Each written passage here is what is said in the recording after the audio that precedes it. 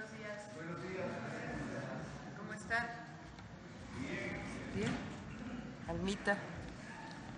Buenos días. Hoy presentamos dos temas, después abrimos a preguntas. El primero viene Marat, secretario de Trabajo y Previsión Social. Él nos va a hablar de dos temas. Uno, Jóvenes Construyendo el Futuro, que vamos a mantener este programa de bienestar, y va a presentar hasta dónde vamos y en general el programa de Jóvenes Construyendo el Futuro. Y el otro es lo que planteamos, que es parte de los 100 puntos que presenté en el Zócalo, que es la seguridad social para los trabajadores y trabajadoras repartidores. Entonces, Marat, y después el detector de mentiras. Vamos a presentarlo antes de las preguntas. Marat.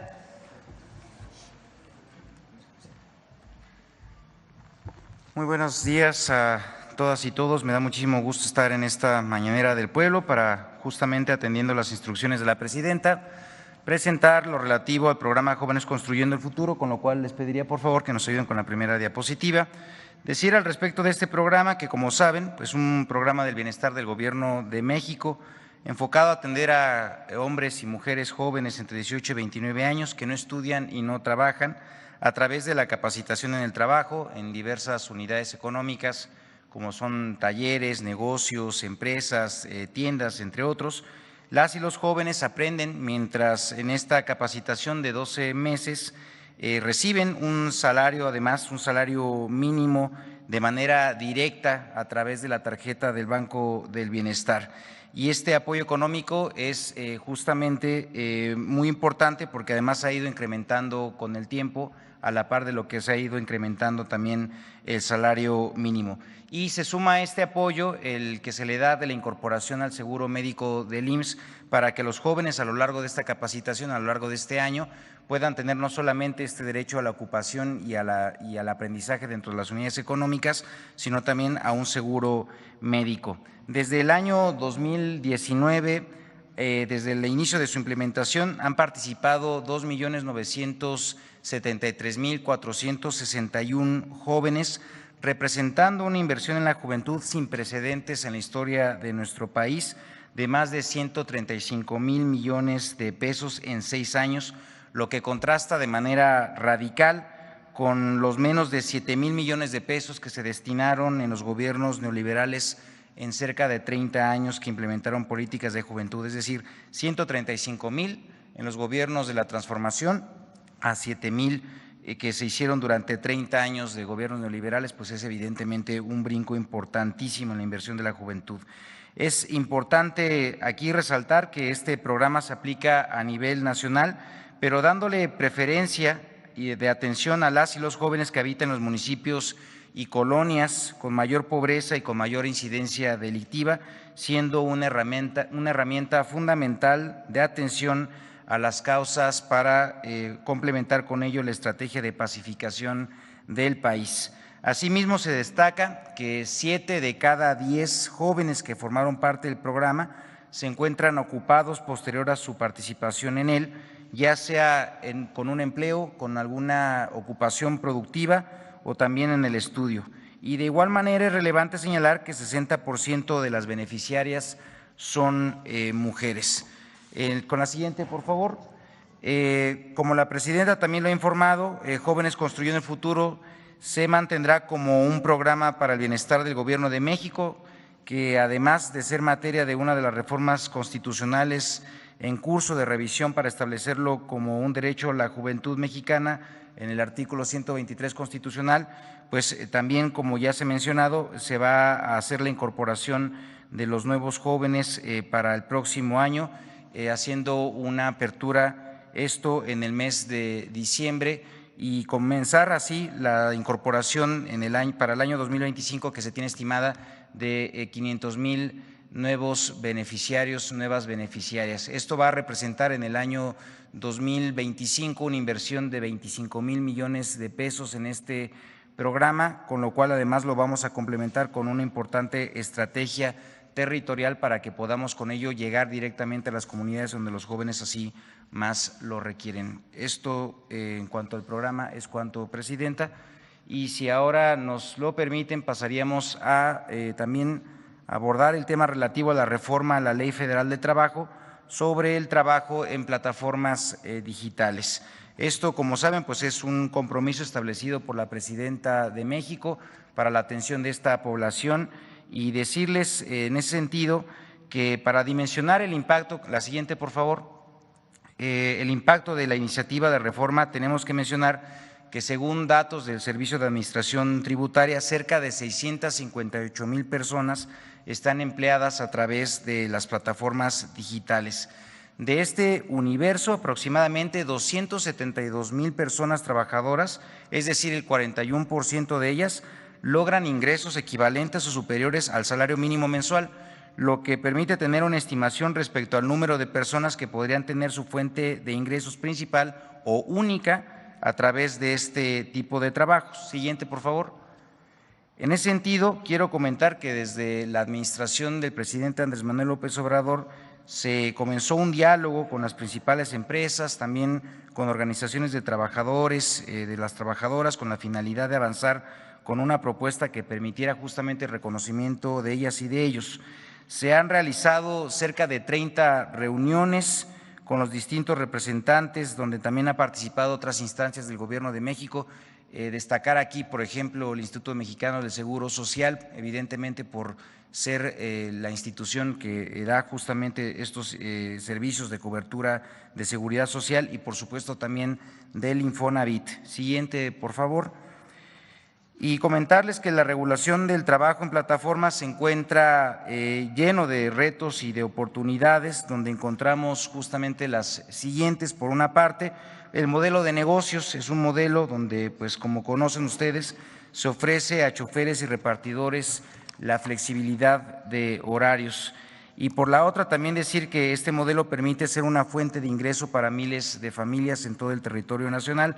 Durante la pandemia, incluso ustedes recordarán, pues fueron estos trabajadores de plataformas digitales quienes tuvieron un auge, evidentemente, pues llevando incluso también servicios y también comida a domicilio.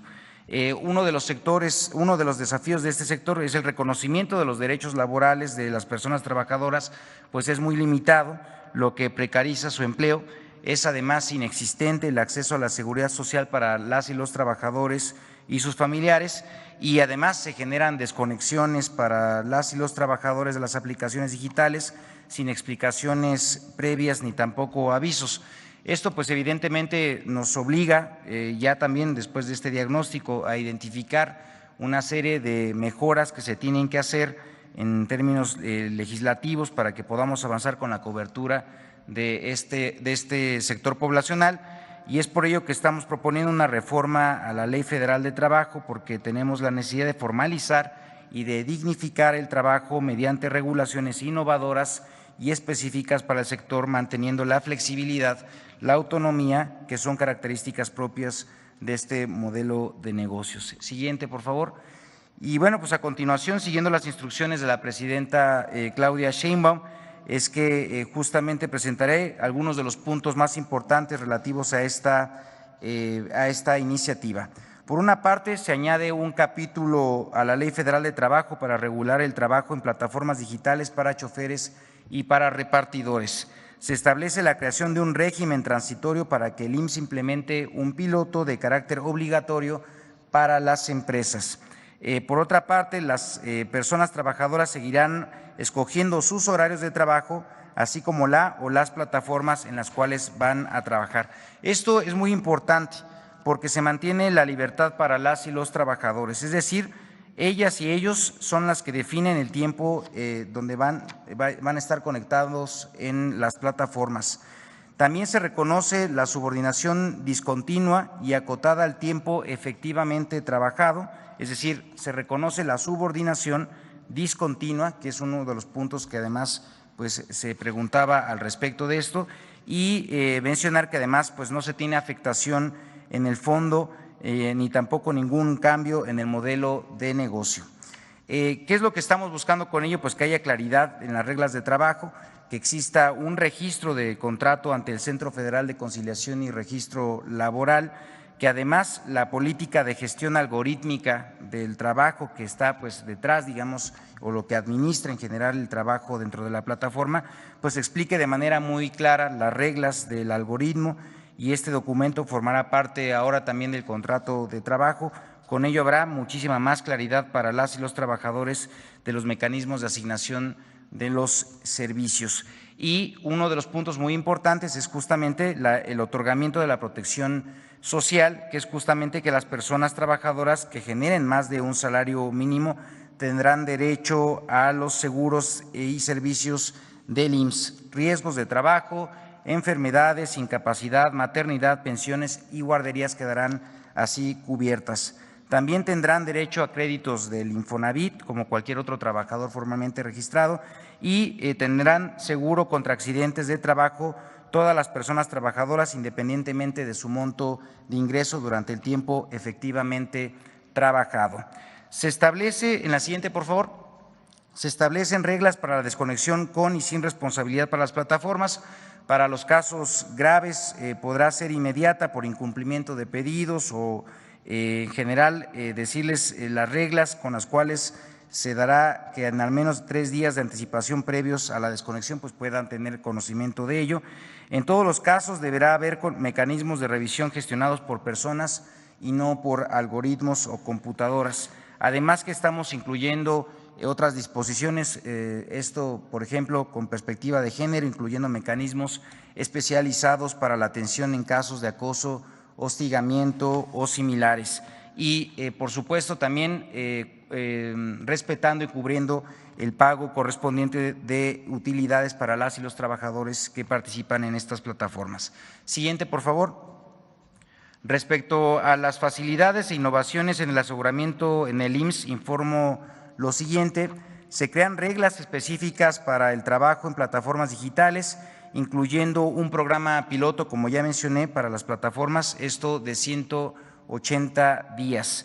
Va a haber un alta en el IMSS a inicio de mes sin pago, con un ajuste retroactivo y pago a final de mes. Se generarán registros patronales a nivel nacional para cada una de las plataformas digitales. En caso de que ocurrieran accidentes en el trabajo, la plataforma con la que se esté prestando el servicio el trabajador será justamente la que dará el aseguramiento y la cobertura. En caso de no alcanzar un salario mínimo, trabajadoras y trabajadores podrán optar por su aseguramiento en el régimen de personas trabajadoras independientes. Siguiente, por favor. Y en suma, para finalizar esta exposición, quisiera clarificar cuál es el sentido de esta reforma. Por una parte, las personas trabajadoras de plataformas digitales durante el tiempo efectivamente trabajado tendrán protección contra accidentes de trabajo, esto en el Instituto Mexicano del Seguro Social durante cada viaje o servicio o tarea prestado, beneficiando a 658,000 personas trabajadoras. Por otra parte, las personas trabajadoras con al menos un salario mínimo de ingreso generado en la plataforma tendrán todos los derechos establecidos por la Ley Federal de Trabajo y la Ley del Seguro Social, beneficiando a más de 272,000 personas y sus familias. Con esta reforma, Presidenta, estamos atendiendo el compromiso establecido por usted frente al pueblo de México, dando un paso sin precedentes en la protección de los derechos de las personas que trabajan en plataformas digitales. Y ahora, si me permiten, justamente para poder formalizar este compromiso, la Presidenta nos va a apoyar con la firma de la iniciativa del proyecto de decreto a la Ley Federal de Trabajo en materia de trabajo de plataformas digitales, con lo cual pues en los próximos días se estará haciendo la entrega correspondiente a las cámaras para que hagan su discusión, evaluación y eventualmente aprobación. Muchísimas gracias.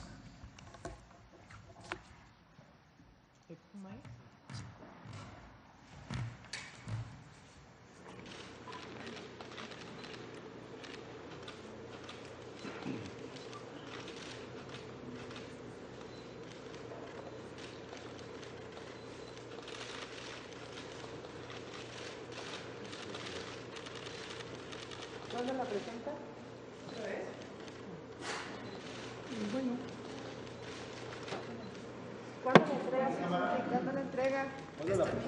Perdón, sí, justamente se va a hacer todos los procesos para que pues en estos días siguientes pueda ya ser presentada formalmente en la Cámara. Bueno, eso ya corresponderá eventualmente en diputados, va a ser Cámara de Diputados. Bien, pues muchísimas gracias. Permiso.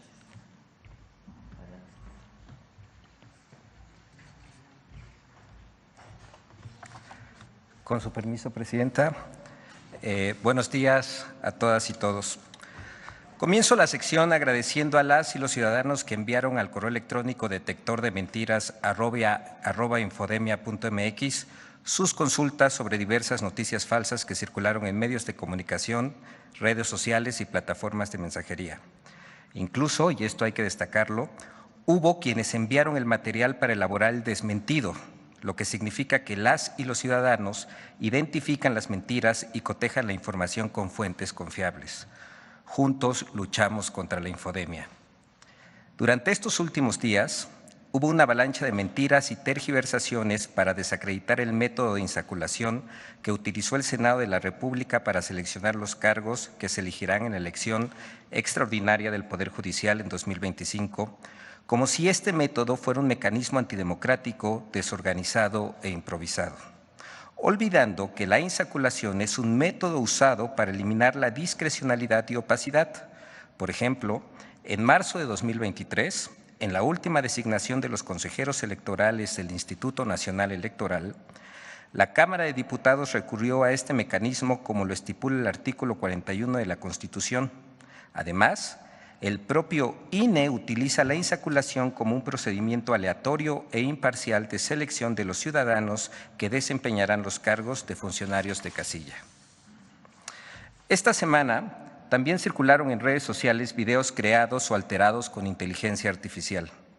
Como cualquier tecnología, esta no es buena ni mala por sí misma, sino hay quienes la utilizan para generar mentiras y desinformar a la sociedad, como hay quienes utilizan a los medios de comunicación y a las redes sociales para diseminar mentiras y discursos de odio.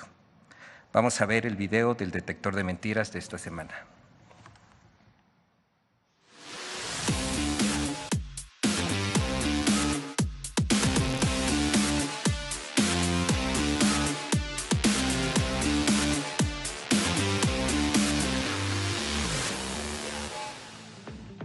En la semana del 10 al 15 de octubre, en redes sociales y medios de información circularon mentiras sobre diversos temas que el detector de mentiras rastreó con el apoyo de la ciudadanía. 1. El Senado seleccionó por tómbola a jueces, magistrados y ministros del Poder Judicial. ¡Mentira! A través del proceso de insaculación realizado en el Senado el 12 de octubre, se seleccionó a la mitad de las magistraturas de circuito y juzgados de distrito a elegirse el 1 de junio de 2025. Es decir, solo se seleccionó a los puestos que se elegirán y no a las personas.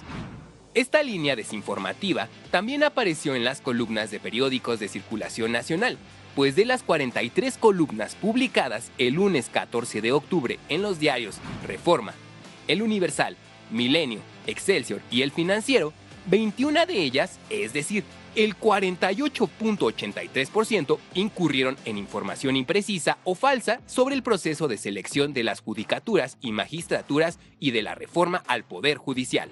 2. Las reformas de la Cuarta Transformación van en camino contrario a lo señalado en el libro ¿Por qué fracasan los países?, de los ganadores del Premio Nobel de Economía. ¡Mentira!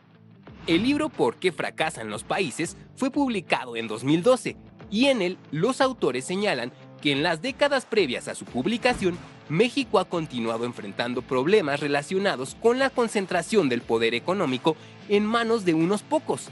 Es decir, cuestiona el modelo neoliberal y no a las políticas económicas actuales. 3. En redes sociales se reactivó un video en el que supuestamente la presidenta Claudia Sheinbaum llama a invertir en una plataforma financiera. ¡Mentira! El video está manipulado con inteligencia artificial. El original corresponde a mayo de 2024, cuando la entonces candidata presidencial Claudia Sheinbaum desmintió que cerraría las iglesias en México si ganaba la presidencia. 4. Falso video del Palacio Real de Madrid con una manta con la leyenda "Nada por lo que pedir perdón". El video que circula en redes sociales fue creado con inteligencia artificial y compartido por Juan Flúger, responsable nacional de prensa del partido español Vox. 5. Es falso que las Fuerzas Armadas hubieran dado un mensaje de rendición en Culiacán, Sinaloa. El motivo del sobrevuelo de la aeronave militar en la ciudad de Culiacán fue por los ensayos que realizaron las Fuerzas Armadas para la inauguración de la Liga Arco del Pacífico en las instalaciones del Estadio de los Tomateros de Culiacán. 6. Circula un mensaje falso que asegura que el Senado de la República discute una ley que pretende encarcelar a religiosos por predicar a horas impropias. ¡Mentira! En la Gaceta Oficial del Senado mexicano no existe ninguna iniciativa similar o de este tipo. Esta mentira circula en mensajes desde 2016 y ha sido desmentida en varios países como República Dominicana, Bolivia y Colombia. 7. El Tren Maya sigue siendo objeto de las noticias falsas.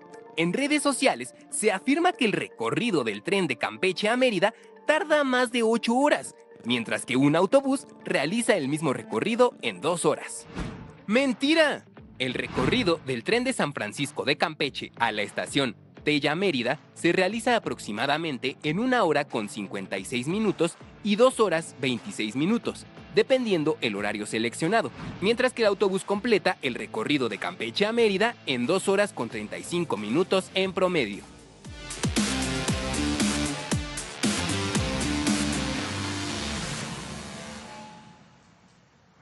Antes de despedirme, reiterar que en Infodemia recibimos las solicitudes de desmentidos a través del correo electrónico detectordementiras@infodemia.mx. Muchas gracias y hasta el próximo miércoles, Presidenta. Bueno, nada más déjenme comentar sobre la iniciativa. Son 658,000, ¿verdad?, trabajadores y trabajadoras que están vinculadas con las plataformas digitales, quienes las hemos usado, quienes no conocen de ellas. Uno, a través de una plataforma digital en el teléfono, solicita un servicio, sea alimentación o que llevan productos de alguna tienda. Este trabajo, como todos sabemos, aumentó mucho en la pandemia. O sea, estamos hablando de 658,000 trabajadores y trabajadoras en el país. Las contrataciones de estas plataformas, que la mayoría son empresas transnacionales, la mayoría, aunque hay algunas que están vinculadas a algunas tiendas, generaron una forma de incorporar a los repartidores que no tiene nada que ver con la Ley Federal del Trabajo, en una manera de no reconocer las obligaciones que tiene un empleador con sus trabajadores. Entonces se contratan como socios que no son socios, solamente para evitar incorporar a las y los trabajadores a los derechos que deben de tener. Si fueran socios deberían de tener también reparto de utilidades. Entonces el objetivo es regular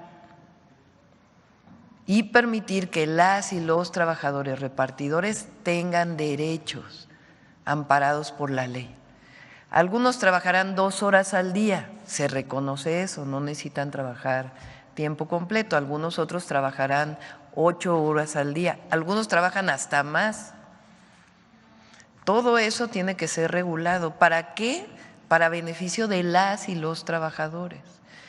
Esto no se hizo aislado, se trabajó por la Secretaría del Trabajo durante varios meses con las plataformas y con las y los trabajadores, y también con el IMSS, Infonavit.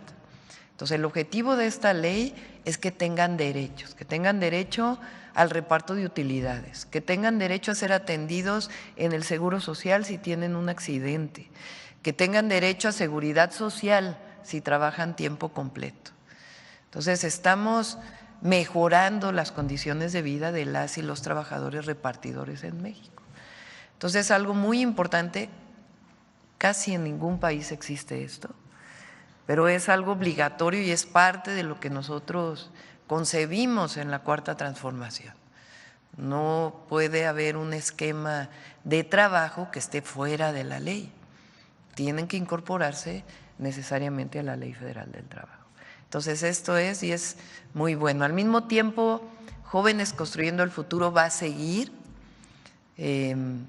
incluso va a pasar a la Constitución, ya va avanzado en el Congreso y pues tiene el objetivo de seguir atendiendo a las y a los jóvenes.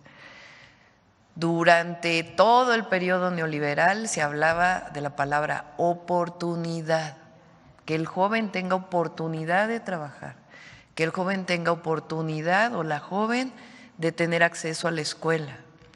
Lo que nosotros concebimos es que son derechos a los que debe tener acceso una o un joven.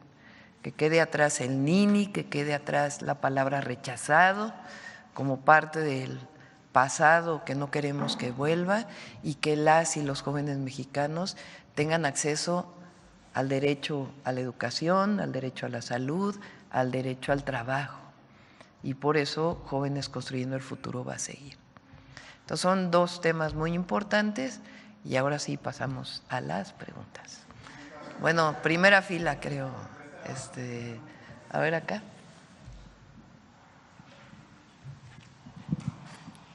Buenos días, Presidenta. Alejandra Tornés para Somos Más Tabasco. Tengo 3 preguntas. Presidenta, uno de los temas que preocupa mucho y tiene que ver con la atención a las causas de inseguridad es el acceso a programas de prevención y tratamiento de adicciones. En este sentido, Presidenta, preguntarle, ¿cuál considera que serán los principales retos en su administración en materia de atención a los jóvenes y en la lucha contra las adicciones? Esa es la primera. La segunda, sobre el decreto que existe de la eliminación gradual del uso de glifosato en México, preguntarle, ¿sigue vigente? ¿Cuál sería la ruta en su administración sobre este tema? Y por último, Presidenta, si pudiera informar, se dio a conocer que estará en Tabasco el viernes. ¿Así es? Y si nos pudiera adelantar algo sobre ello. Sí. Además de Jóvenes Construyendo el Futuro, vamos, como me comprometí, y ya lo vamos a informar, a ampliar el número de preparatorias en sus diferentes formatos, presencial, semipresencial, a distancia, y de universidades. En el caso de la educación media superior, preparatorias, CONALEP, bachilleres, todos los sistemas, son 32 sistemas en el país, federales y estatales. Los trabajadores, las trabajadoras de la educación que trabajan en la educación media superior, primero tienen diferentes formas de contratación, diferentes salarios y queremos mejorar las condiciones salariales y de contratación de las y los trabajadores de la educación. Pero además queremos reducir el número de opciones. Se avanzó mucho con el presidente López Obrador con la nueva escuela mexicana, también en educación media superior, para que hubiera un solo programa de estudios, tanto la técnica como el bachillerato general. Y nosotros queremos seguir avanzando en ello. En dos sentidos. Uno, que las y los jóvenes que vienen de secundaria no digan la educación pública de bachillerato qué mal vienen preparados los jóvenes de secundaria, porque finalmente es la educación que imparte el Estado. Entonces, que haya un vínculo entre la secundaria y la preparatoria. Dos, que además de la beca no dejen los jóvenes la preparatoria por otras razones. a veces es porque el programa de estudios no corresponde a lo que ellos están viviendo, a lo que necesitan y a estar en la escuela con gusto. Entonces es un programa muy ambicioso que lo estamos desarrollando. La subsecretaria de Educación Media Superior es quien fue rectora de la Universidad Autónoma de la Ciudad de México, Tania Rodríguez, ¿es? Rodríguez, ¿verdad? Tania Rodríguez, que es de primerísima, con Mario Delgado, y ya lo vamos a presentar pronto aquí. Y después las universidades, vamos a ser más universidades. Universidades del Bienestar, Benito Juárez, y vamos a hacer nacional la Universidad Rosario Castellanos y hacer nacional la Universidad de la Salud. Cuando fui jefa de gobierno creamos estas universidades, hoy tienen 50,000 jóvenes estudiando. Lo que queremos es que con estos sistemas podamos ampliar al menos a 300,000 espacios más. Y además lo que den la colaboración que tengamos de las universidades autónomas como educación gratuita. En la medida en que las y los jóvenes tengan acceso a la educación todavía en una mejor condición, acceso al empleo y a otros derechos que tienen para desarrollarse, en esa medida van a estar menos vinculados con la delincuencia o con adicciones. Y además el programa de difusión, comunicación, formación, capacitación contra las drogas, particularmente las drogas químicas, va a continuar, lo vamos a seguir fortaleciendo. Entonces, todo ello pues es un programa dirigido a las y a los jóvenes. Presentamos hace 2 días el programa de vivienda, que tiene un componente también para las y los jóvenes. Entonces, las y los jóvenes no son el futuro de México, son el presente. Y tienen que tener acceso a todos los derechos. Esa es una de las esencias de la Cuarta Transformación. Me confundí ayer, este fin de semana vamos a Tabasco, a Campeche y a Yucatán. El próximo fin de semana vamos a Baja Sur, a Baja California y a Guerrero. Entonces sí, este viernes vamos a estar en Tabasco, ya les vamos a dar a conocer los detalles. Y la otra era sobre los pesticidas, agroquímicos. Vamos a invitar al secretario de Agricultura y Desarrollo Rural para que no sé si es este lunes o al próximo que viene. El lunes viene. Ahí van a platicar, vamos a platicar del programa de SADER, tiene que ver también con todo ello, el programa de cómo vamos a transformar Segalmex en las tiendas de bienestar, vinculado con precios de garantía, con venta de productos directo del productor a las tiendas del bienestar. Entonces, todo ello lo vamos a platicar el lunes. A ver, por acá. Ahora vamos para allá. Buenos días, Presidenta. Muchas gracias. En primer lugar, si nos pudiera compartir cuál será la estructura operativa del Consejo de Desarrollo Regional que había anunciado el 1 de octubre. Sí. ¿De empresarios? Sí. Ustedes conocen a una empresaria joven que nos ayudó en la campaña, ella es Altagracia Gómez.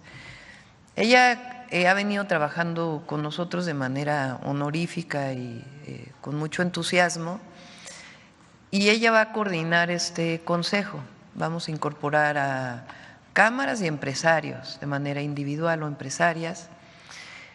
Y el objetivo es justamente este programa que se presentó ayer, que he venido presentando, que presenté durante toda la campaña. No, nosotros sí queremos inversión extranjera directa, por supuesto, queremos inversión privada, pero no queremos solamente inversión por la inversión. El asunto es para qué queremos inversión. pues es para generar buenos empleos. Y lo que queremos es el bienestar de las y los mexicanos.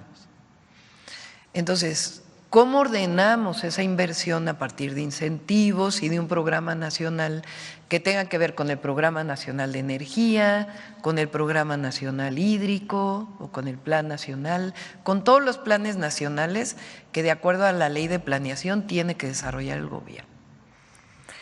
Entonces, el objetivo es decir, ¿en dónde es mejor que invierta una empresa que utiliza mucha agua? Pues no en los lugares donde no hay agua, sino en los lugares donde hay acceso al agua, como fue el caso de Constellation Brands con el presidente López Obrador, que se iba a poner en Mexicali, cuando Mexicali es una de las zonas del país con mayor estrés hídrico o menos posibilidad de tener agua, y se movió de ahí, se puso en Veracruz, donde hay agua y está a un año de inaugurarse. Ese es el objetivo, que la relocalización de las empresas que viene por el tratado, que se está dando por el tratado, tenga una orientación de desarrollo regional, que las viviendas que vamos a construir pues estén vinculadas a los centros de trabajo. Entonces, todo ello, pues la idea es hacer un consejo con empresarios nacionales, con la Cámara de Comercio de Estados Unidos, que estuvo ayer en la reunión, y que se haga este programa que llamamos de polos de bienestar. El presidente creó 12 polos de bienestar en el sur-sureste, que van desarrollándose y que le vamos a dar seguimiento. Y nosotros estamos con un modelo similar, en donde queremos que se creen 100 parques industriales en el país para los próximos 6 años. ¿En dónde van a tener la energía, dónde van a tener el agua, cómo las y los trabajadores que trabajen ahí van a tener acceso a la vivienda? Todo ello es parte de esta estrategia, más que plan, estrategia de desarrollo regional, y va a coordinar Altagracia Gómez. Muchas gracias, presidenta. Como segundo tema, en Revista Fortuna publicamos que en algunas dependencias como la Secretaría de Hacienda se presentó un fenómeno de puertas giratorias, es decir, que funcionarios de esta dependencia se fueron a trabajar a una empresa proveedora de servicios de asesoría financiera, porque la Suprema Corte de Justicia de la Nación declaró inconstitucional una de las disposiciones de la Ley de Autoridad Republicana que prohibía a funcionarios públicos ir a trabajar a empresas privadas porque esto representa un conflicto de interés, al menos durante 10 años. ¿No se debería insistir desde el Congreso en dejar claro que por el bien del pueblo las puertas giratorias están prohibidas, presidenta? Sí, y ahora viene, no se olviden, porque ahora viene más completo el que nadie pueda ganar más que la presidenta. Entonces, la reforma está en la Cámara de Diputados, tiene que aprobarse y tiene que estar en la Constitución. Lo envió en su momento el presidente López Obrador, pero encontraron distintas vías y distintas formas de ampararse frente a ello. Entonces, la austeridad republicana es para todos y para todas. ¿Qué quiere decir la austeridad republicana? Que no puede ser que el servidor público quiere decir que estamos al servicio del pueblo. A mí no me gusta llamarle funcionario público, sino servidor público, servidora pública, porque es muy claro que nuestra tarea es estar al servicio del pueblo de México. ¿De dónde viene el salario de todos los servidores y servidoras públicas? De los impuestos del pueblo de México, de los impuestos de las y los mexicanos. Desde empresarios hasta el impuesto que se paga con el IVA al comprar un producto. Pues no puede ser que las y los servidores públicos tengamos salarios que excedan el salario de la presidenta, que se redujo a la mitad desde el periodo del presidente López Obrador. Entonces ese es el principio juarista de no puede haber gobierno rico con pueblo pobre. Y al mismo tiempo vamos a revisar nuevamente para que no haya otros casos como el de Zedillo, que privatizó los ferrocarriles Hubo empresas que se vieron beneficiadas de esa privatización, sale del gobierno y se va a trabajar a la empresa que se vio beneficiada con la privatización. O Iberdrola, que no sabemos cuál es la relación de Calderón con Iberdrola en su momento. Entonces eso no puede ser, es conflicto de interés. Tú no puedes beneficiar a una empresa siendo servidor público para que después te contrate con sueldos millonarios. Entonces esos conflictos de interés quedaron en el pasado, eso es lo que llamamos la separación del poder político del poder económico. Entonces sí lo vamos a revisar. Muchas gracias, presidenta. Almita, a ver, vamos con las mujeres primero. Presidenta, hoy se va a discutir en el Senado la reforma energética, sin embargo, llama mucho la atención que no se quitó el párrafo hoy en la Cámara de Diputados sobre la transición energética. ¿Habrá un llamado a los senadores para que se corrija? O, como dicen especialistas, será en leyes secundarias, por favor. Sí. El presidente López Obrador envió una iniciativa para cambiar empresas productivas del Estado por empresas públicas del Estado. 1. 2. Para que en el caso del Internet tenga posibilidad el Estado de proveerlo sin necesidad de que sea a través de una empresa. Es decir, puede proveerlo directamente CFE. Y la tercera, que hubiera la posibilidad de que CFE, por ser empresa pública, sea la que pueda entrar al despacho de generación eléctrica con preponderancia. ¿Qué se agregó adicionalmente? Que las empresas públicas de energía del Estado no sean consideradas monopolios. Eso es lo que se aprobó, eso que hace fortalecer a las empresas públicas. Y como expliqué ayer en la reunión con los empresarios, el objetivo es que CFE tenga 54% al menos de la generación y el resto lo pueda proveer la empresa privada con reglas muy claras. Entonces recupera lo público las empresas del Estado. Además, la comisión de la Cámara de Diputados agregó un párrafo en la anterior legislatura. En ese párrafo no quedaba claro exactamente a qué se referían. Formalmente era para la transición energética, pero en el párrafo no quedaba claro si era solamente obligación del Estado la planeación de la transición o también la producción de todas las fuentes renovables de energía. Si hubiera quedado como tal el párrafo, no hubiera sido consistente con lo otro que estamos planteando. Es decir, si hubiera quedado así, podía ser que si uno pone un panel fotovoltaico en su casa estuviera prohibido. Entonces, lo que decidimos es que esa parte quede en la ley secundaria. Queremos la transición energética, queremos más fuentes renovables de energía, pero no necesariamente tiene que quedar establecido en la Constitución, particularmente en esos dos artículos donde de lo que se habla principalmente es de las características de las empresas públicas. Entonces, esa es la razón por la cual se quitó ese párrafo de la transición y va a quedar en las leyes secundarias. Presidente, y qué bueno que ya se aprobó en el Senado, ya se aprobó, entiendo, en el Senado. Faltan los estados, pero es algo muy importante. Y hablando de legisladores, quisiera preguntarle, la semana pasada hubo el reparto de comisiones, estuvo muy cuestionado por cómo se dio, que inclusive hubo acusaciones de amenazas, etcétera, ¿no? ¿Qué llamado le haría a los legisladores? Sobre todo porque hay códigos en el caso de Morena y pareciera como que no se hubieran respetado. Yo no me voy a meter al funcionamiento interno pues del Congreso. Es una responsabilidad de las y los legisladores.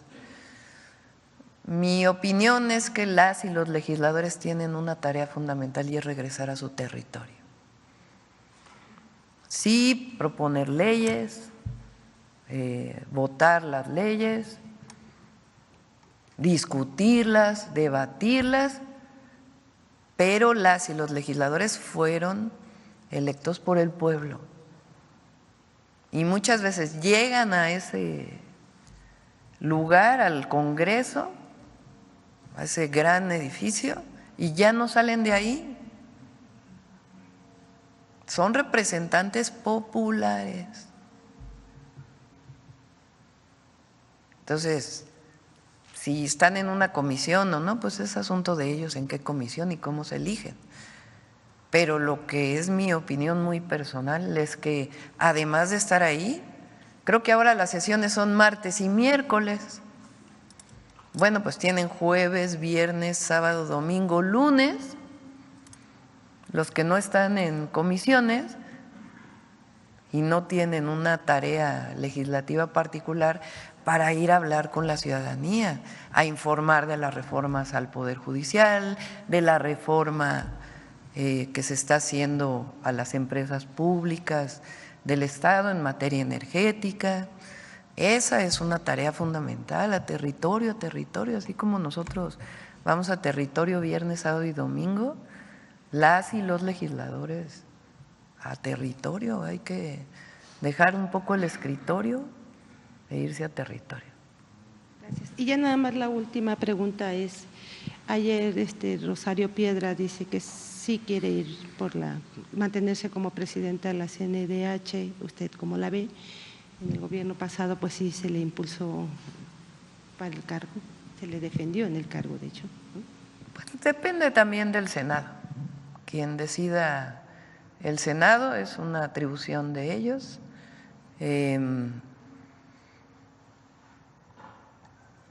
Y quien ellos vayan a decidir, creo que están por abrir la convocatoria y pues ellos tendrán que decidir. Rosario pues es de alguna manera un símbolo, por ser hija de doña Rosario Ibarra de Piedra. Doña Rosario, alguna vez le platiqué que cuando yo estudié en el CCH Sur y cuando tenía 15 años, hace ya un buen rato,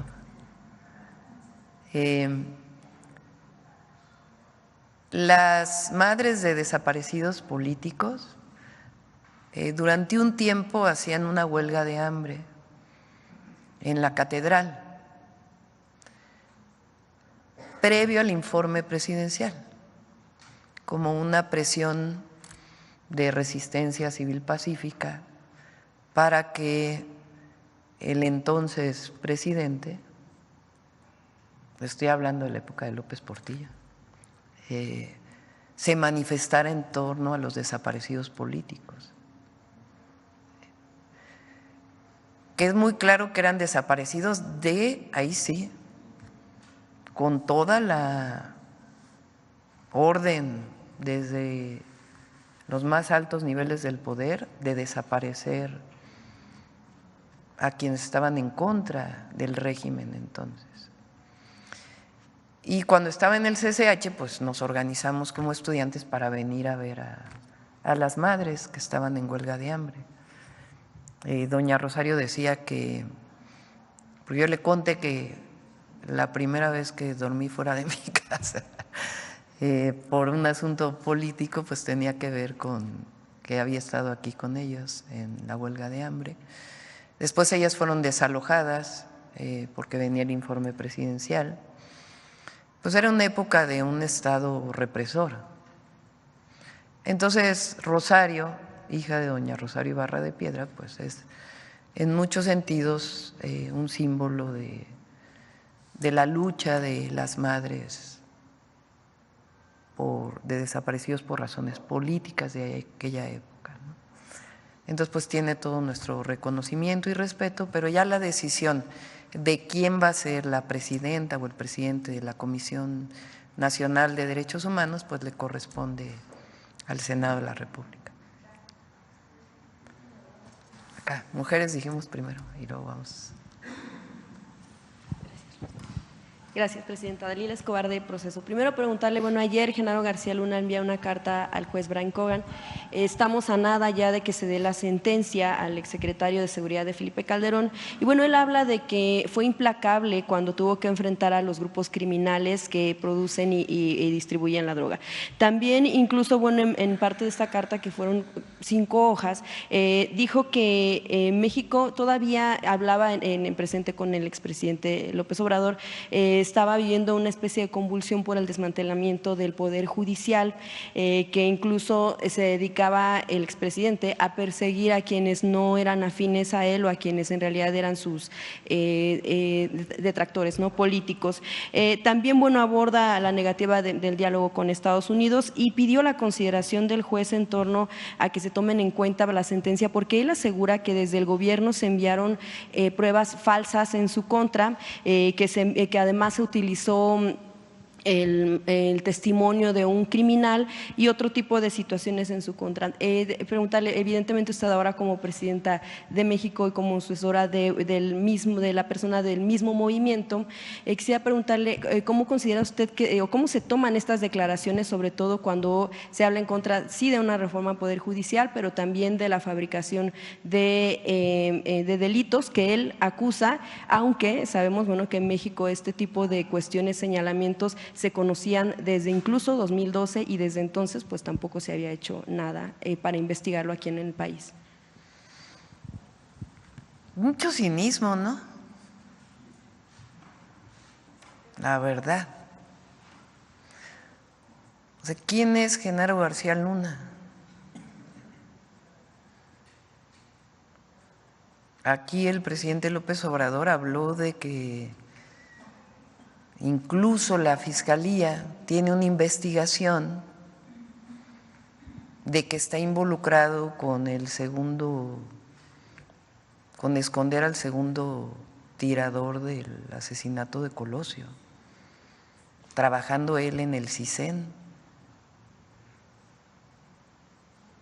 Llega a ser, bueno, con Fox de la AFI, creo que era, ¿no?, de la Agencia Federal de Investigación. Y luego llega a ser secretario de Seguridad.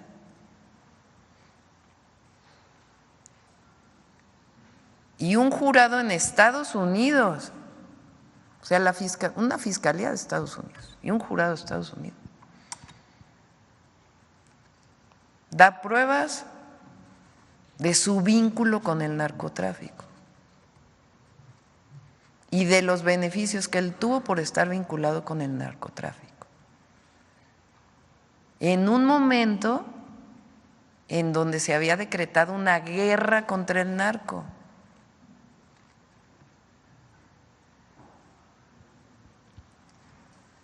Entonces, ¿qué tiene que ver eso con la reforma al Poder Judicial? ¿O quién es García Luna? ¿Qué autoridad moral tiene para hablar de lo que está pasando en México y lo que decidió el pueblo de México?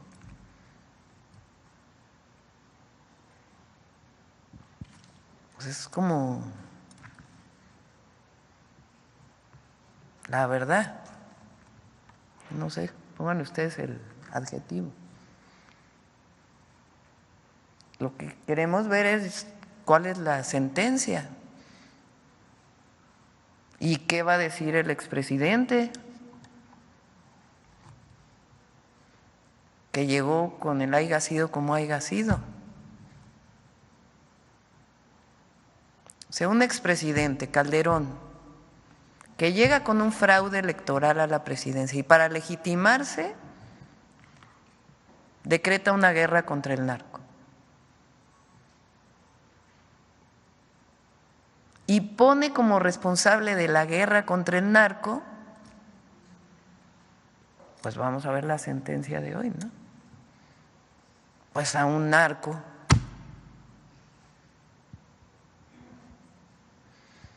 Entonces, ¿qué tiene que ver la Carta de las relaciones México-Estados Unidos? O de la reforma al Poder Judicial. O sea, ¿qué autoridad moral tiene para estar hablando de una decisión del pueblo de México? Entonces, sí, pues vamos a ver la sentencia y mañana platicamos de nuevo del caso, porque son cosas que no se pueden olvidar en México. No se pueden olvidar, porque quien olvida repite los mismos errores. Y nosotros tenemos que estar informando de esto. Es obligación de las y los mexicanos estar informados. Porque ahora resulta que es una víctima el señor, pues os digo. ¿Le parecería justa cadena perpetua, que es uno de, pues obviamente el límite de la sentencia? No me meto ahí, que decida él. Bien, gracias, presidenta. En otro tema, lo que tiene todo lo relacionado, lo que ha estado relacionado con el caso del gobernador Rubén Rocha, el gobernador de Sinaloa. Si bien, bueno, pues ha dicho, ya lo había mencionado usted, que no se habían encontrado pruebas. Bueno, pues la pregunta surge en torno a todo lo que se ha dado alrededor de estos señalamientos y de por qué el foco en el gobernador. También lo que tiene que ver, por ejemplo, desde la denuncia que hizo el propio Héctor Melesio Cuen, quien fue asesinado, lo sabemos, en el entorno de la detención de la captura de Ismael Zambada, quien incluso lo había denunciado al exgobernador por cuestiones de negocios ilícitos mediante empresas favorecidas por el erario estatal, pero también quedaron pendientes otras denuncias por enriquecimiento inexplicable que no se concretó. Bueno, pues iba en esa ruta porque, bueno, se dio justo en el momento en el que se da toda esta situación del asesinato que generó días después violencia en el Estado, pero también todo lo que ha pasado en torno a lo que sucedió con el vuelo, si se dio o no con esta salida del gobernador Rubén Rocha el día en que se detuvo al Mayo y, bueno, que se llevó a él y a uno de los hijos de Joaquín Guzmán a Estados Unidos, donde pues ahí continúan. Y también, bueno, porque lo que se ha mencionado es que no hubo tal salida del gobernador, que hubo la salida de un vuelo, pero en el que no iba él. Él mostró un documento de bitácora, sin embargo, se ha hablado de que podría ser no contundente, como si, por ejemplo, en la muestra del pasaporte con el sello o alguna imagen donde pudiera corroborarse que en efecto fue él quien estuvo en Estados Unidos. De hecho, a partir de una investigación que se publicó, incluso un proceso, el propio gobernador ha acusado a periodistas como Luis Chaparro, incluso también a periodista Susana Oresti, de orquestar riesgos alrededor suyo, una campaña, y el propio reportero también ya ha denunciado amenazas a partir de este tipo de señalamientos públicos por parte del servidor público. Independientemente del informe que se espera por parte del gobierno de Estados Unidos, en México hay aparatos de inteligencia, no está el Centro Nacional de Inteligencia. ¿Cuándo se va a presentar por parte del gobierno un informe en torno a lo que han recabado respecto de esta investigación y qué sucede con Estados Unidos? ¿Por qué ha pasado tanto tiempo y no se ha dado este informe para tener mayor certeza y evitar que se diga o se niegue cierta información, sobre todo para dar certeza al pueblo de Sinaloa? Sobre el caso del gobernador, en todo caso es la Fiscalía General de la República que trajo el caso del exrector de la Universidad Autónoma de Sinaloa, y ellos pues están haciendo en todo caso la investigación, ellos son los que tendrían que informar, y yo creo que no hay que especular, sino sencillamente pues si hay algo pues que se diga si hay algo, y si no pues también que se deje de especular sobre esto. Lo que es, creo yo, más importante es el tema del informe de Estados Unidos. Porque el tema es cómo es que se da esta detención. O sea, no olvidemos, Sinaloa no tenía homicidios. No estoy diciendo que no deba detenerse a los delincuentes. En eso todos estamos de acuerdo que quien delinque debe de haber cero impunidad. Pero veamos qué pasa. Sinaloa prácticamente no tenía homicidios. Viene una detención que no es una detención que venga de instancias del gobierno estatal o del gobierno federal o de las fiscalías, sino que hay un supuesto secuestro del Mayo y se lo llevan a Estados Unidos. Después sale que hay alguien que salió liberado, no quiero dar los detalles. ¿Qué pasó? Y a partir de ahí se desata una ola de violencia en Sinaloa. Lo menos que las y los mexicanos debemos exigir es qué pasó, cómo se dio esta detención, por qué salen liberados delincuentes que fueron entregados por extradición de México.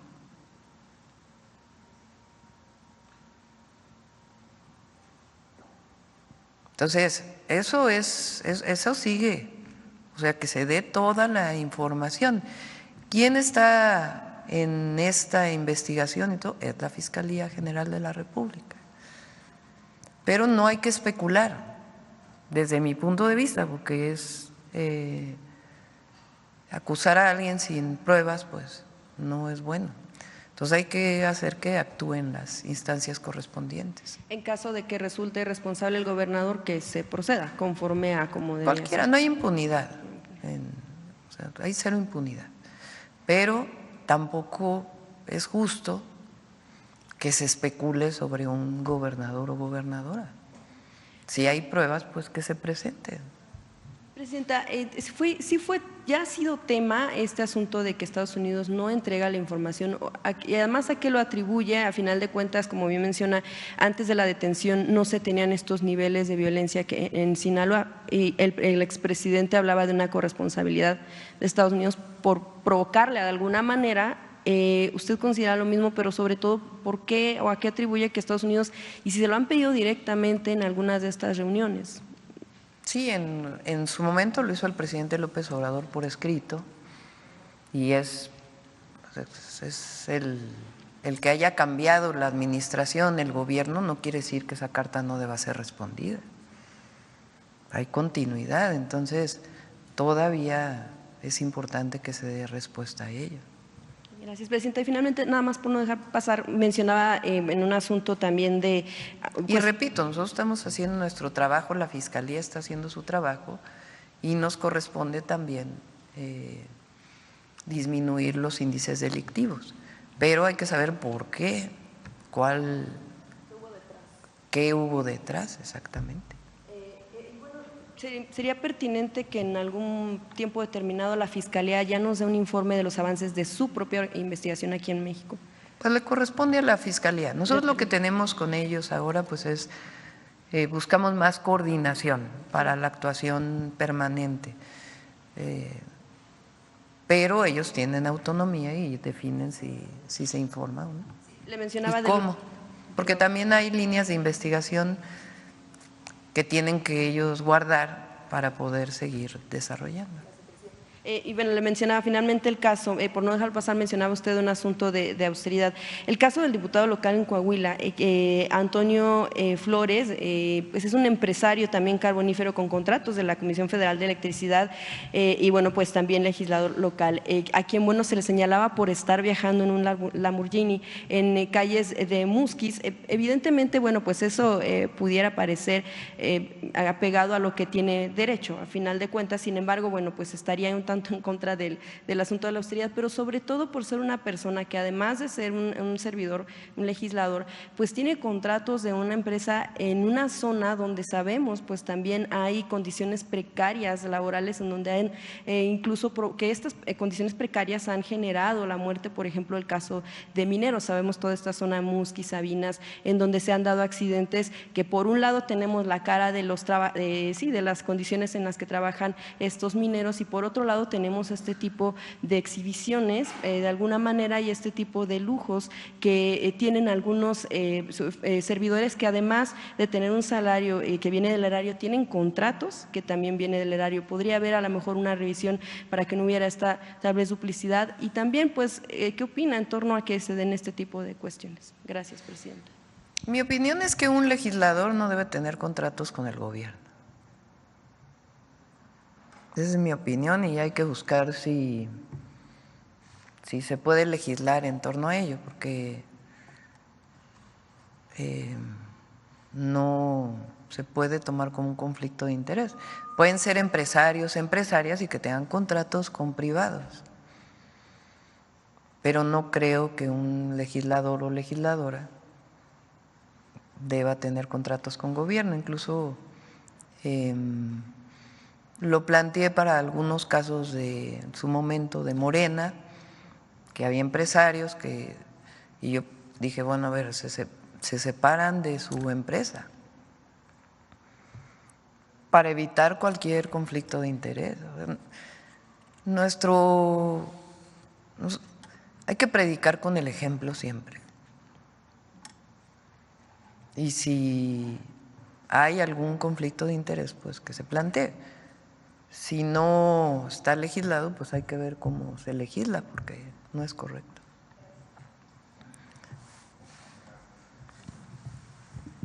Muchas gracias, presidenta. Julio Mar Gómez, de Sin Puntos ni Comas y la Agencia de Medios Digitales del Pacífico. Muy amable, aunque ya dijo que no estaría en Baja California Sur, pues quiero saber si en Baja California… Sí voy a estar, pero no este viernes, sino al otro. Sí, exacto. Particularmente, pues, el alcalde de Los Cabos, Cristian Agúndez, así como el gobernador Víctor Castro y dependencias federales han trabajado de manera enfáticamente en el tema de vivienda, pues buscando los terrenos factibles para cumplir con este programa tan ambicioso de vivienda. Y podría, así que si ya me dijo que es el próximo viernes, precisar qué temas tratará, si será de vivienda, si será sobre la desaladora de agua y también pues si habrá algún otro tema o en sí incluso a qué municipio visitará en el estado. Y hablando de este tema sobre la vivienda, el presidente Andrés Manuel López Obrador nos ayudó a los medios, a los periodistas independientes con el tema de seguridad social, con el tema del IMSS, y nos adecuó, ayudó a ingresar, a los que no teníamos este seguro. ¿Podríamos tener nosotros acceso a la vivienda también? Es buena, sí. Pues tienen Infonavit también. No, solamente es el seguro. Pues lo vamos a ver. Ahí Paulina le encargo que nos ayude con Octavio para que puedan tener acceso al Infonavit. Excelente noticia. Sí. Muchas gracias. Muchas gracias, presidenta. En otro tema, pues ayer se comentó sobre las inversiones de las empresas estadounidenses en beneficio a la economía. Tan buena noticia que quedó pendiente la otra pregunta. Vamos a ir a Los Cabos, a La Paz y a Mulegé probablemente. Perdón. Queremos ir a los 3 municipios.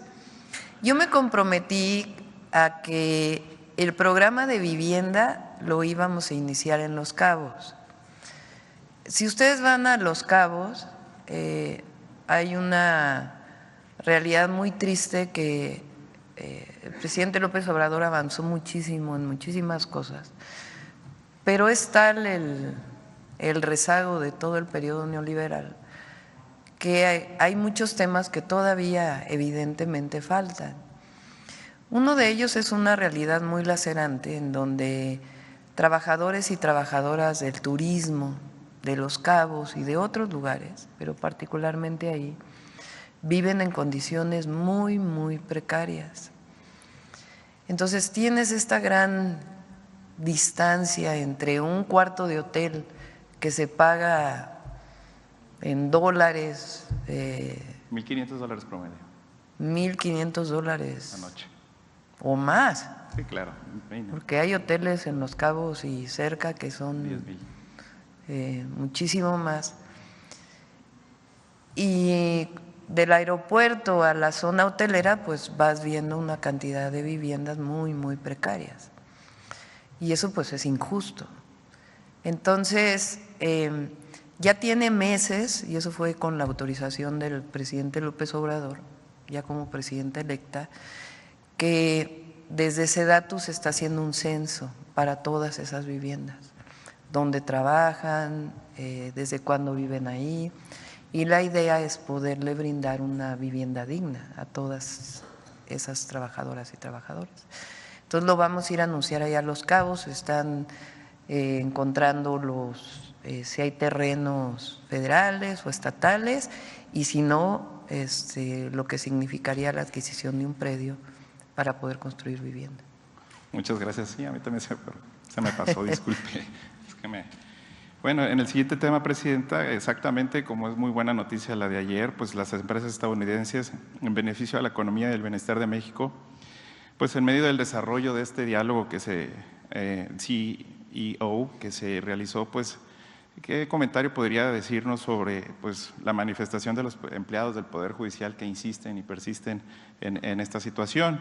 Y pues con la visita del embajador y estos diálogos tan importantes que mejoran la economía del país, pues preguntarle si se despausó ya la relación con el embajador de Estados Unidos y si fuera de este acuerdo, llegó a un acuerdo que no fuera económico, hablando de otro tema el día de ayer.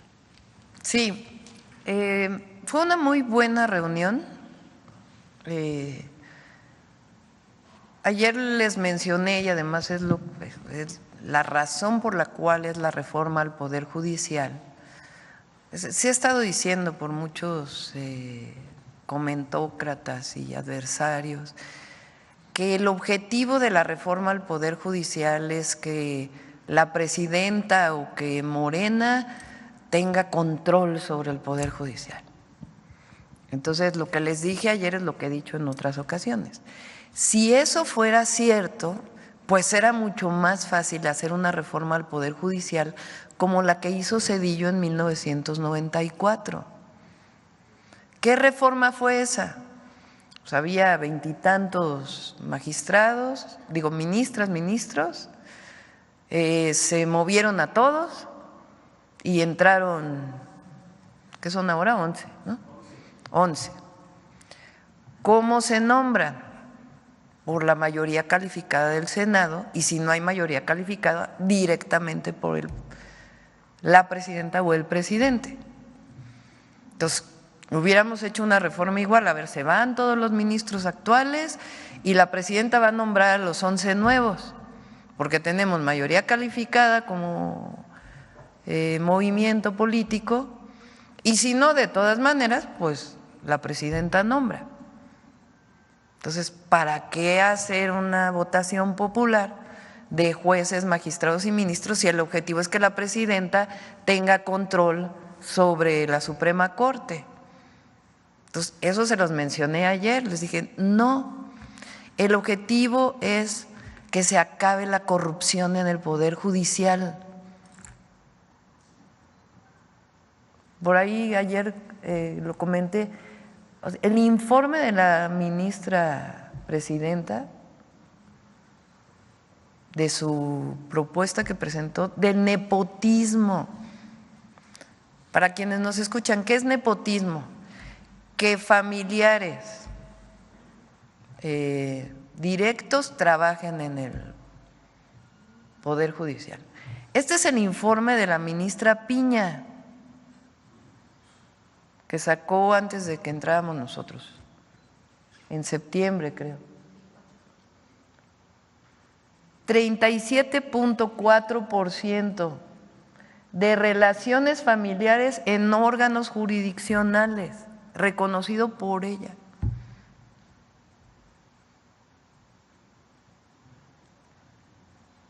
Entonces defienden la carrera ¿cómo llaman? La carrera judicial. Pues, o sea, explíquenme la carrera judicial cuando cerca de la mitad o poco menos de la mitad son familiares, hijos, primos, hermanos, cuñados, sobrinos. Si a eso le agregamos todas las arbitrariedades que se han cometido en los pasados 6 años que tienen que ver con liberaciones de delincuentes, que tienen que ver con no pago de impuestos, que tienen que ver con amparos que no corresponden con la justicia.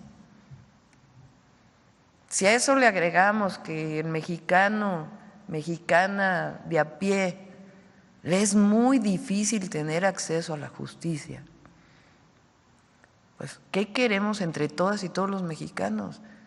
Un verdadero poder judicial que esté al servicio del pueblo y de la nación y de los intereses particulares, o no llamamos, de los derechos particulares que están en todo caso en conflicto.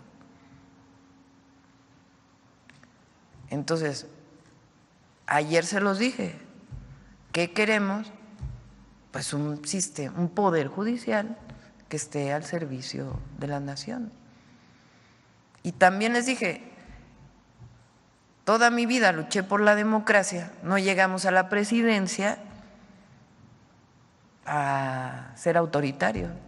Si nosotros creemos en la democracia, en las libertades, nosotros hemos sido los que luchamos por el México que se está construyendo.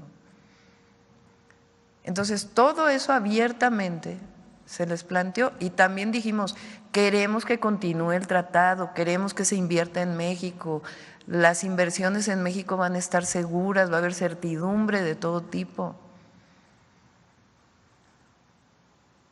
Entonces, y también dije, vamos a seguir dialogando siempre. Si no estamos de acuerdo en algo, pues también se vale, para eso es la democracia. Pero seguir con este diálogo. Entonces planteamos, por ejemplo, una mesa de trabajo sobre relocalización, una mesa de trabajo sobre inseguridad en carreteras, que es un tema que plantearon, una mesa de trabajo sobre cruces fronterizos, porque México ha avanzado mucho en los cruces fronterizos y del otro lado de la frontera se ha avanzado muy poco. Entonces fue muy bueno porque es una relación honesta, franca, y al mismo tiempo, pues saben que nosotros lo que queremos es que siga habiendo inversiones en México y que las inversiones de los inversionistas extranjeros están protegidas en nuestro país. ¿Y sobre la despausada con el embajador? ¿O sigue pausada? No, se están reuniendo a través del secretario de Relaciones Exteriores, que fue lo que planteamos. Ya tuvieron una reunión, han tenido varias reuniones. Y la idea es que, me decían que además es una norma establecida, que la relación con cualquier país, y en particular con Estados Unidos, pues quien coordina esa relación es el secretario de Relaciones Exteriores. Entonces, si se quiere hablar con el secretario del Trabajo, pues a través de la Secretaría de Relaciones Exteriores se dice, pues queremos hablar del trabajo, sobre el tema del tratado y estos temas, y pues con gusto se reúnen ambos países. Muy bien, gracias, Presidenta. Bueno, el pasado viernes los paisanos migrantes se manifestaron afuera del edificio del Consulado General de Nueva York para exigir el relevo de Jorge Isla. A su vez, lanzaron una convocatoria para recopilar firmas y lograr su destitución, convocatoria que han recopilado pocos más de 1000 firmas, pues que aseguran los paisanos que no hay méritos propios para que Jorge Isla reciba tal designación, debido a que sus indiferencias con la comunidad de migrantes en Nueva York ha sido bastante fuerte y que esperan que sea escuchado por usted o el canciller Juan Ramón de la Fuente. Esa es una denuncia que nos llega de paisanos. Sí, migrantes. le encargué al canciller que lo revise. Vi estas denuncias, solicitudes, y pues hay que revisarlo.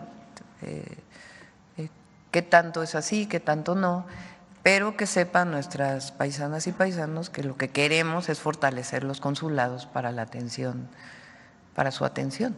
Muchas gracias, Entonces, Presidente. lo vamos a hacer. Gracias. Acá, Sonora otra vez por acá. Sí, gracias, Presidenta. Demián Duarte, de Sonora Power. Primero felicitarla por el asunto de las plataformas. Creo que es muy importante, refleja mucho la visión de lo que usted plantea, pues de lo que es el humanismo mexicano, ¿no? Que es importantísimo. Lo mismo que el avance que se dio y ya la aprobación de esta regulación para que los salarios mínimos nunca vuelvan a estar por debajo de la inflación, que pues ya es una realidad. Mire, a mí me dio mucho gusto estar y participar ayer en el acto, el diálogo con los CEOs de México y Estados Unidos, y sobre todo, usted debe saber, ¿no? Siempre la tierra llama, ¿no? Me dio mucho gusto, aunque no se dijo abiertamente ayer, el mayor proyecto de inversión que hay en este momento en México está en Sonora, ¿no? De México Pacific Limited.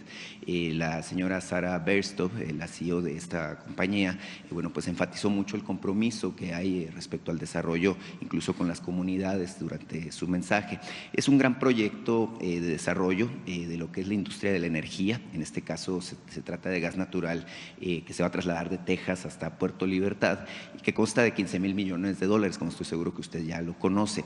Mire, abordo este tema en específico porque creo que es interesante decirlo. A mi estado, a Sonora, parece que los astros se le están alineando más con usted. Mire, está el tema de esta mega inversión, que es la mayor que hay en este momento de desarrollo en México. Usted ayer dio a entender, aunque no lo afirmo, que el proyecto del auto eléctrico para todos los mexicanos o línea pues estaría pensándose en Sonora, y es algo que es además natural porque allá tenemos los recursos naturales, es decir, el litio, el cobre, también tenemos la experiencia en el desarrollo de este tipo de proyectos. Esta Ford Motor Company, con mucha experiencia, 40 años, contribuyó mucho Sonora en el desarrollo de un proyecto que se hace en Arizona de auto eléctrico, que es Lucid Motors. Tenemos el personal, hay una cadena de valor muy importante relacionada a la industria automotriz. Y bueno, está el tren de pasajeros a Nogales, que también es un gran asunto. Está también el tema de la infraestructura portuaria, aeroportuaria, la carretera. Entonces, evidentemente que es Sonora, y es lo que nosotros estábamos buscando, y creo que lo estamos consiguiendo con usted. Pues se está convirtiendo ahora sí pues en uno de los hilos conductores, por no decir una de las locomotoras, válgame ahora que hablamos de trenes, del desarrollo nacional. Me gustaría, señora Presidenta, si nos puede comentar un poco de la perspectiva que usted está encontrando ahora que, le pongo aquí sobre la mesa todos estos asuntos que se relacionan con mi estado, para tratar nosotros de alinear qué es lo que nos depara el presente y el futuro al respecto del desarrollo. Bueno, Sonora tiene muchas virtudes para desarrollar el llamado Plan Sonora. ¿Y por qué razón se hizo el Plan Sonora ahí? Sus recursos naturales, obviamente su pueblo, su gente, y tiene la posibilidad de desarrollar esta cadena de producción desde los semiconductores hasta la producción de los vehículos eléctricos. Entonces, lo hemos hablado con el gobernador, se requieren una serie de incentivos que los estamos trabajando, y al mismo tiempo la construcción del proyecto integral. Tiene litio, obviamente, tiene cobre, y además está el puerto de Guaymas, que ya inició con el presidente Andrés Manuel López Obrador y su desarrollo. ¿Y qué vamos a hacer nosotros? Además de seguir apoyando en este sentido más obras de infraestructura. Entonces está el ferrocarril, está las carreteras, la de Bavispe a Nuevo Casas Grandes, que va a permitir que haya comunicación hasta Ciudad Juárez.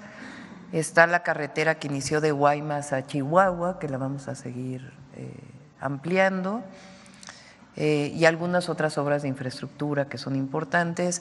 Ya se hicieron obras en la frontera para generación eléctrica.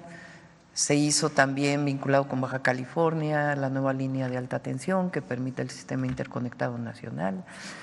Entonces, pues ya podemos, si quieren, un día invitamos al gobernador y hablamos del Plan Sonora con todas sus virtudes. Claro, cómo no. En este contexto se habla de polos de bienestar y bueno, yo vi la proyección que tenían y Sonora venía considerado de manera importante, muy en específico nuestra zona fronteriza, Nogales, San Luis Río Colorado, Agua Prieta, pero también el caso de Hermosillo, Guaymas, Ciudad Obregón. Hay una inquietud ya de hace algunos años en Sonora de buscar la oportunidad de establecer una suerte de corredor industrial con ciertos incentivos, justamente para propiciar esto de lo que estamos hablando, ¿no?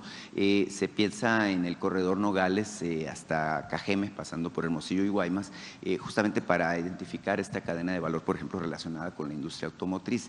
Es preguntarle, Presidenta, si es posible o si está sobre la mesa esta cuestión de encontrar estos polos. Se habla de 10 parques industriales, en específico para Sonora, de los 100 que usted está proyectando.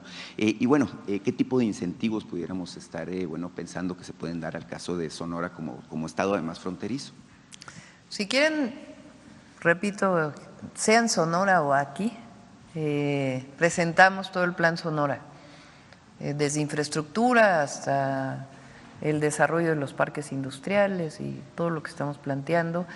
Estamos considerando también un proyecto de agua que desde hace tiempo se tiene para suministrar de agua a Hermosillo. Entonces, hay varios proyectos para Sonora. Claro que sí, va a ser muy bienvenida a nuestra tierra. En otro tema, Presidenta, y no sé si nos pueda ir adelantando cuándo va a ir, por cierto, porque la estamos esperando desde el 4 de octubre, se decía que iba y finalmente no se dio. Sí, ya vamos, ahora sí que cerrando meses. Entonces, ahora tenemos octubre. No va a tocar Sonora en este caso, repito, el viernes vamos a Tabasco, el sábado a Campeche, el domingo a Yucatán, la próxima semana vamos a Baja California Sur, Baja California y Guerrero, vamos a darle seguimiento a Guerrero y además al plan que tenemos con Guerrero, y ya en noviembre ya informamos. Después va a venir viene el fin de semana del Día de Muertos, 1, 2 y 3, y luego ya de ahí regresamos a nuestras giras. Claro, ¿cómo? No, vamos a estar trabajando aquí. La vamos a esperar en Sonora. Acabamos de entrar. Presidenta, mire, ayer la compañera Nancy Flores hacía o retomaba bueno, el tema. A ustedes sí les voy a dar su día. Creo que viernes es primero, ¿verdad? Sí. No hay gira. No, sí, la compañera Nancy Flores retomaba el tema de la misoginia como un tema importante y sobre todo, mire, lo que hemos visto como una reacción de grupos muy conservadores, que a mí no me parece que sea un tema de casualidad o de iniciativa de alguno de los caricaturistas o columnistas que normalmente tienen este tipo de actitudes. Usted misma, señora Presidente, ha sido por momentos, cuando era candidata y creo que también desde que asumió el cargo, pues ha sido objeto de estos ataques misóginos, no solamente del comediante del que hablamos la anterior ocasión que me tocó la palabra, sino también de caricaturistas que incluso la han dibujado con correa y en circunstancias que obviamente no voy a repetir aquí por lo peyorativo que son, pero me parece muy grave, así como agreden a Andrea Chávez o a otras senadoras o a gobernadoras también, y se atreven también en el caso de la primera presidenta de México, genera esto una preocupación, porque mire, si se atreven con ustedes, evidentemente pues no se van a tocar el corazón para hacerlo con otras mujeres. Y la reflexión, señora Presidenta, es que violencia pues es violencia, ¿no? Independientemente de que sea mediática, verbal, que sea violencia comunitaria, violencia laboral, acoso, lo que sea, al final de cuentas todo tipo de violencia tiende a engendrar más violencia, ese es el asunto.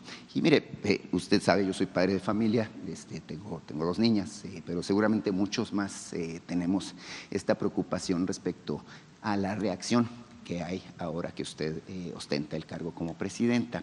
Evidentemente, más allá de si usted decide o no denunciar, que es su derecho, por supuesto, hacerlo o no, creo que es bien importante su voz. Su voz es muy fuerte, su voz es muy poderosa y esta voz, bueno, que refrenda en mucho esta reafirmación de lo que es el poder de las mujeres y el derecho que tienen las mujeres a participar en la vida pública y a tener una vida libre de violencia.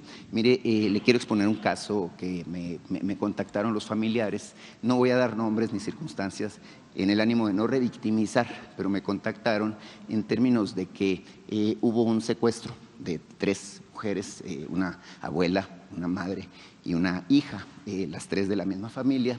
Esto ocurrió en abril, estuvieron secuestradas durante 6 meses, pagaron 2 veces el rescate de los familiares y después las asesinaron.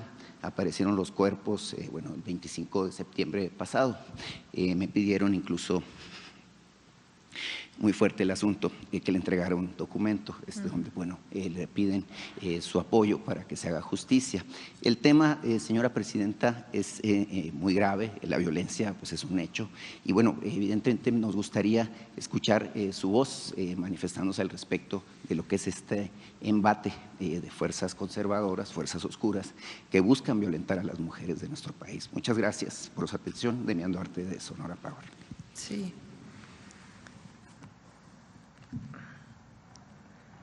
Vamos a separar los temas porque cada uno tiene su magnitud, su complejidad y su propia problemática. ¿Cuál es el problema de esta crítica en redes sociales, esta ofensiva, esta ofensa, vamos a llamarla así, contra la senadora Andrea Chávez? Que no tiene que ver con su actuación política, sino se fueron a un tema personal, íntimo, en una violencia que no es justificable. Distinto es, más allá de si hay alguna misoginia o no, que es condenable, cuando es un tema político expresado en una imagen. El problema aquí es que no tenía nada que ver con sus posiciones políticas, con su posicionamiento, sino con un tema absolutamente personal y con su cuerpo. Y eso debe denunciarse. Hombres y mujeres, no solo las mujeres. O sea, eso es violencia por el solo hecho de ser mujer. Entonces, por eso ahí mi solidaridad y mi apoyo. Ella tomó la decisión de aparte hacer una denuncia penal por la ley Olimpia. Por lo que nosotros no podemos permitir es ese tipo de violencia que tiene que ver con el ser mujer. Repito, es muy distinto a las caricaturas que incluso me hicieron a mí, que pudieran rayar en la misoginia, pero que tienen que ver con un asunto político que se quiere describir. No, aquí no tenía nada que ver con un asunto político, se fueron con un asunto personal, íntimo de ella. Eso no es aceptable. Y entre todos y todas, tenemos que parar eso. Porque eso es discriminación. Pero además es violencia contra una joven, sea senadora o no. Entonces, esa es mi posición respecto a ello. Por otro lado, tiene que ver con la discriminación por ser mujer, que lleva en algunos casos a la violencia física, muchas veces de los propios familiares. Yo decía que de los feminicidios, al menos en la Ciudad de México, que fue lo que me tocó ver durante muchos años, lamentablemente el homicida en la mayoría de los casos estaba vinculado con alguien relacionado con la mujer, pareja, expareja, en muchísimos casos.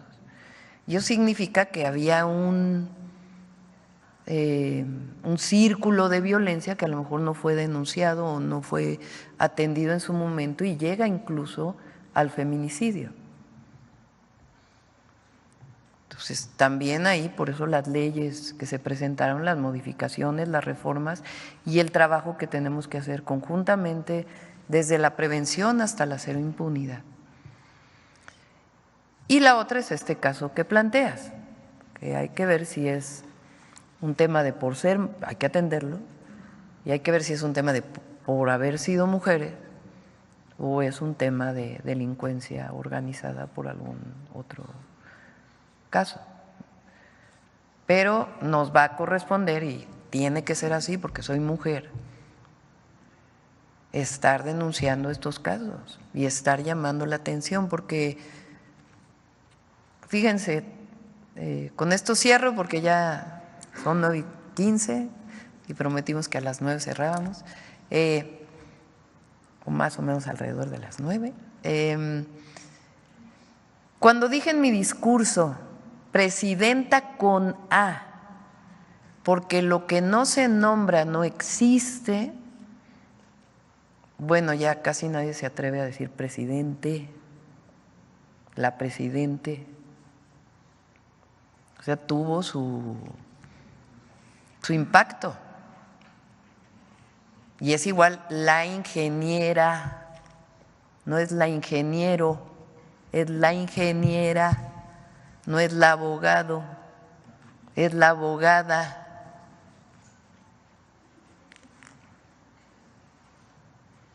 Entonces, así como eso, vamos a seguir insistiendo todo el tiempo que me permite el pueblo de México estar en este lugar, atendiendo la violencia contra las mujeres, sea en dichos, sea en redes sociales, denunciándola aquí. Este es un espacio muy importante y también de reivindicación, porque no solamente es eso, por eso el jueves lo dedicamos a las heroínas de la patria, unas que conocemos y otras que no conocemos tanto. Bueno, cerramos aquí. Gracias a todas y a todos. Nos vemos mañana. Gracias.